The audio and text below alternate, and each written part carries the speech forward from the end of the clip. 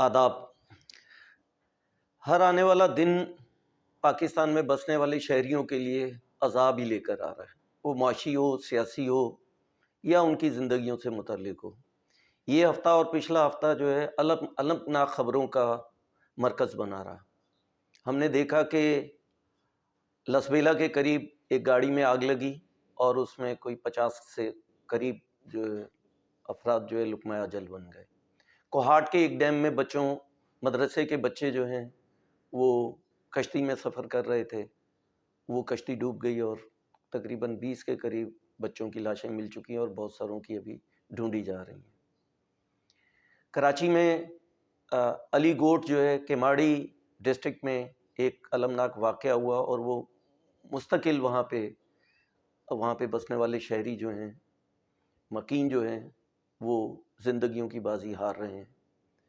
अभी हाल ही में कल ही हमने ये देखा कि पेशावर में एक अलमनाक हादसा हुआ और वहाँ एक दहशतगर्द हमले में 87 से ज़्यादा पुलिस एहलकार और उनके इर्द गिर्द वहाँ रहने वाले वो लुक़मा अजल बने और 140 के करीब ज़ख्मी हैं, उनमें से बहुत सारों की हालत बहुत ख़राब है।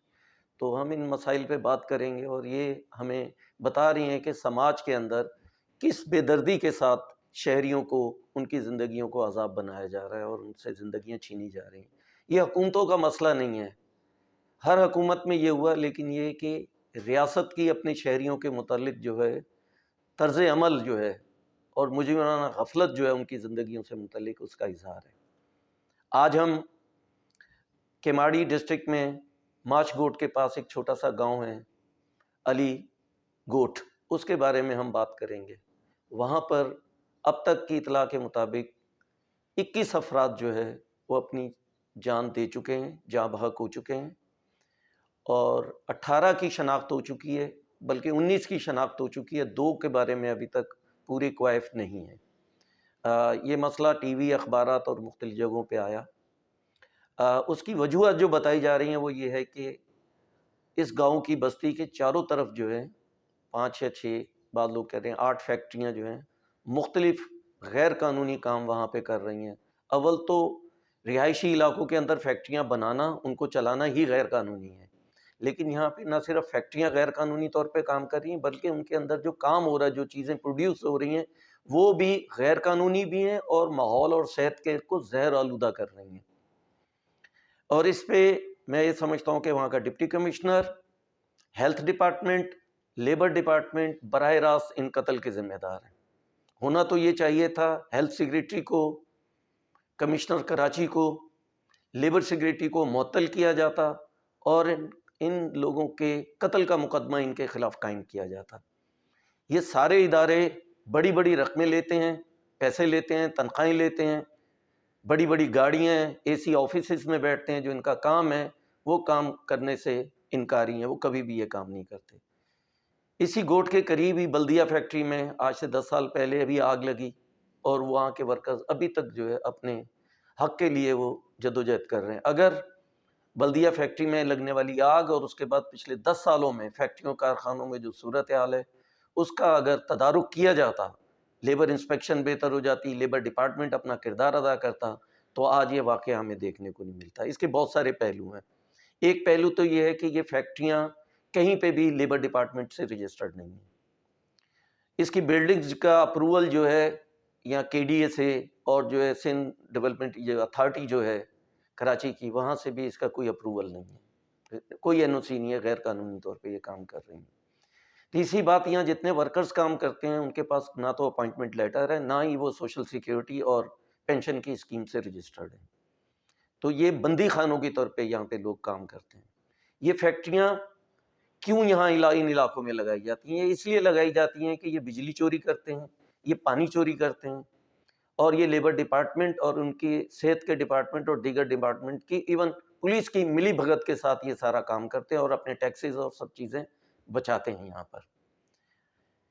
इन फैक्ट्रियों में जो हमारी मालूमात है, हमारे साथी वहाँ पे गए थे, नेशनल ट्रेड यूनियन फेडरेशन और होम बेस्ड वुमेन वर्कर्स के साथी और अल्टरनेट जो नौजवानों की तंजीम है, उनका पूरा डेलीगेशन गया, उन्होंने वहाँ से इंटरव्यूज़ किए हैं और सारी मालूमात ली हैं। इसमें 3 तरह की फैक्ट्रियाँ वहाँ पे काम कर रही हैं। ایک وہ فیکٹری ہے جو ایک خاص طرح کا سفید کلر کا پتھر وہاں پہ آتا ہے، اس کو پیسا جاتا ہے، اس کو دانے دار کیا جاتا ہے، اور وہ پتھر لوگوں کو ابھی تک نہیں معلوم کہ وہ پتھر کس کام آتا ہے اور وہ پیس کے کیا کرتے ہیں، لیکن اس سے اٹھنے والا فیوم اور اٹھنے والی جو اس کی اسمیل جو ہے وہ خطرناک نتائج پیدا کر رہی ہے۔ اسی طریقے سے وہاں پر جو گندا یوزڈ آئل ہے اور ڈیزل جو ہے وہ وہاں پہ لایا جاتا ہے اور اس کو جلایا جاتا ہے، اس جلانے کے نتیجے کے اندر وہاں پہ ایک گریس تیار کی جاتی ہے۔ پھر وہاں پہ یہ جتنی پلاسٹک ہے اس کا یوز شدہ پلاسٹک وہاں لائی جاتی ہے، اس کو پگھلایا جاتا ہے اور اس پلاسٹک کو پگھلانے کے بعد جو ہے اس کا دانہ بنایا جاتا ہے اور وہ دانہ آگے سپلائی کیا جاتا ہے۔